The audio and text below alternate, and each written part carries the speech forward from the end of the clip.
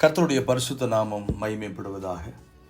இன்றைய தின தீபம் தியானத்தில் அப்போஸ்தலர் 20:28 ஆகையால் உங்களை குறித்தும் தேவன் தம்முடைய சுய இரத்தத்தினாலே சம்பாதித்து கொண்ட தமது சபையை மேய்ப்பதற்கு பரிசுத்த ஆவி உங்களை கண்காணிகளாக வைத்த மந்தை முழுவதையும் குறித்தும் எச்சரிக்கையாயிருங்கள்.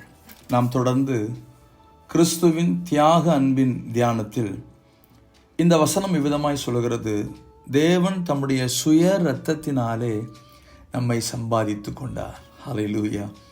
இந்த வார்த்தை நாம் தேவனுடைய சம்பத்து என்பதை நமக்கு உணர்த்துகிறது. அவர் கிரயம் சிந்தி அவர் நம்மை கிரயத்தினாலே நம்மை மீட்டெடுத்திருக்கிறார். கிரயத்தினாலே மீட்டெடுக்கப்பட்ட நாம் அவருக்கு உரியவர்களாக நம் வாழ்க்கை மூலமாய் கர்த்தரை மகிமைப்படுத்துவோம். ஆமேன்.